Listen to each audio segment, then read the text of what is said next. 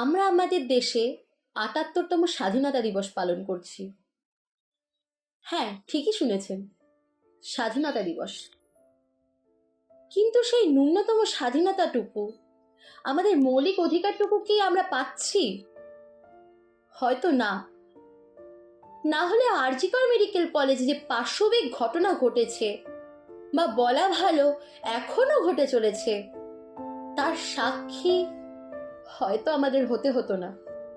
একটি মেয়ে, একজন ডাক্তার, সে তার নিজের হাসপাতালের সেমিনার হলে ঠিক কতটা আনসেফ তার প্রমাণ আমরা পেয়েছি। ঠিক কতজন পিশাচ পাশবিক অত্যাচার করে হত্যা করেছে মেয়েটিকে, সেটাই খুঁজে বার করতে প্রশাসন অপরাগ। ঠিক কতটা যন্ত্রণা পেয়ে মেয়েটি মারা গেছে, একটু ভাবুন তো। শুধু আজকের এই ঘটনা নয়, দিনে দিনে এরকম অনেক ঘটনার সাক্ষী রেখেছে ভারতবর্ষ। কেন, ঠিক কেন বলুন তো? আমরা কি স্বাধীন নই? স্বাধীনতার পর থেকে প্রতিটা মুহূর্তে প্রতিটা ভারতবাসীর সমান অধিকার কি তাহলে থাকার কথা নয়? তাহলে কেন আজ আলাদা করে রাত দখলের জন্য আমাদের পথে নামতে হচ্ছে? লজ্জা করে না? বাংলার মাটিতে কদিন পরে ধুমধাম করে দুর্গাপূজা হবে। যে মানুষগুলো চিরটা কাল মেয়েদের ছোট কাপড় পরার রাতে বেরোনো নিয়ে নাক ছিটকেছে, যে পিশাচগুলো প্রায় কুকুরের মতো ছিঁড়ে খেয়েছে ওই নিষ্পাপ মেয়েটিকে, তারা মায়ের পায়ে অঞ্জলি দেবে, মাতৃবন্দনা করবে। মা দুর্গা কি সত্যি এই মাতৃবন্দনা চায়? ঘরে বাইরে আজ মেয়েদের ঠিক কতটা লাঞ্ছনা, অপমান, বাধা নিষেধ সহ্য করতে হয় তা প্রতিদিনের খবরের কাগজের প্রতিটা পাতায় দেখতে পাই। যেসব নোংরা জন্তুগুলো ছোট কাপড়কে ধর্ষণের কারণ বলেন, তারা অন্তত জানেন ছোট জামা হোক বা ঢাকা বোরখা, ধর্ষকরা কাউকেই রেহাই দেয়নি। আর যারা সে কথা বলেন বা ভাবেন, ছোট তাদের মন। বিদ্যাসাগর রাজা রামমোহন রায়ের সময়ে নারীদের উপরে যে অত্যাচারগুলো হতো, যার বিরুদ্ধে প্রতিবাদ করতে কিছু মহাত্মা নিজের সারাটা জীবন উৎসর্গ করেছিলেন। বুকে হাত দিয়ে বলুন তো, ঠিক কোন অত্যাচারটা, ঠিক কোন অপমানটা আজ এত বছর পরে হচ্ছে না? যে বিদ্রোহের আগুন আজ আর.জি. কর হাসপাতালের ডাক্তারদের হাতে আছে, হয়তো সেই আগুন অনেকদিন ধরেই জ্বলছিল আমার আপনার বুকের মধ্যে। স্বাধীনতার এত বছর বাদেও আমাদের আন্দোলনে নামতে হচ্ছে। শাসকের গাফিলতি ছাড়া এসব আর কি? আর এই ঘটনার তদন্তে প্রতি মুহূর্তে কেঁচো খুঁড়তে যে কেউটেগুলো বেরোচ্ছে, তারাও ঠিক কোন শাড়ির আঁচলের তলায় আশ্রয় নিচ্ছে তাও আমরা জানি।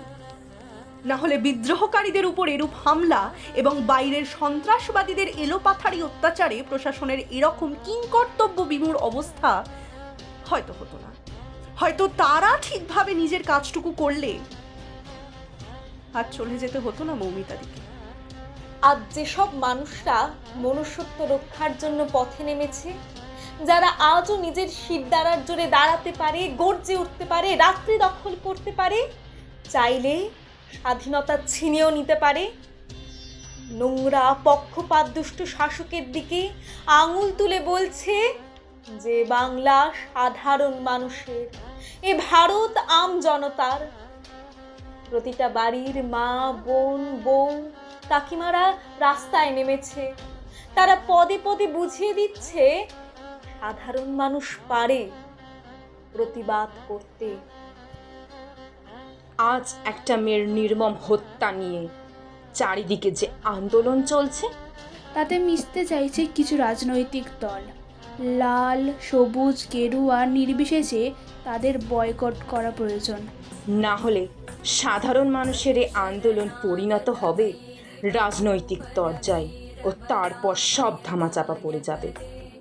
আজ শুধু মৌমিতাদি নয়, তোমার আমার ঘরের মেয়েদের সম্মান মাটিতে মিশছে, আর সেই সম্মানকে পুনরুদ্ধারের জন্য নেমে আসতে হবে আরো আরো লক্ষ লক্ষ মানুষকে। কেউ কেউ বলছেন যে এক রাতে বেরিয়ে কি হবে।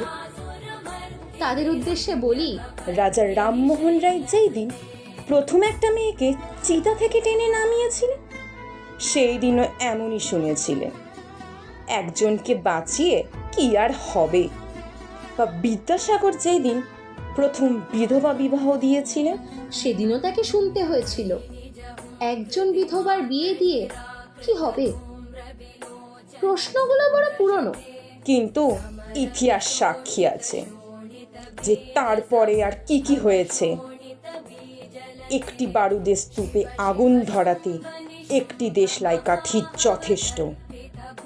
আর এইবারে আগুন জ্বলবে সব ধর্ষক, সব অপরাধী, সব সুবিধাবাদী শোষক রাজনীতিবিদ, সব মৌন বুদ্ধিজীবী, সব ফোনের পিছনে লুকিয়ে থাকা কুরুচিকর মন্তব্য করা কাকুদের, সব পক্ষপাত অসৎ পুলিশ, সব গুন্ডা বদমাশ, সব নোংরা চোখে তাকানো মানুষগুলোকে চিরতরে পুড়িয়ে ফেলার জন্য।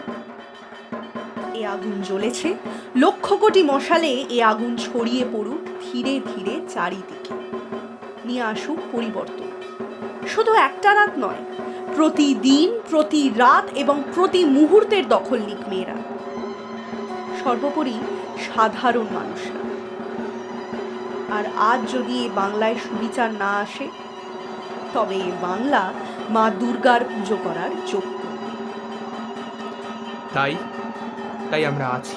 আমরা আছি, আমরা আছি, আমরা আছি, আমরা আছি, আমরা আছি, আমরা আছি। আমরা আছি আপনাদের পাশে, আপনাদের সাথে। আমরা আছি শুভ শক্তি, শুভ বুদ্ধির পাশে। আমরা আছি পাশবিকতা ও নোংরামির বিরুদ্ধে দাঁড়িয়ে থাকা আমজনতার পাশে। এবছর দুর্গাপুজোয় হবে মাতৃবন্দনা। সমাজের সমস্ত অসুরকে বধ করতে হবে আমাদেরই। ঘরের উমাকে হয়ে উঠতে হবে মহিষাসুর মর্দিনী, কালী। শুধু আরজিকর মেডিকেল কলেজ, নির্ভয়া, হাতরাস নয়, প্রতি মুহূর্তে মেয়েদের উপর হওয়া প্রতিটা অপমান, অপরাধের প্রতিবাদে টিম সাইন অফ ইনফিনিটি সবসময় ছিল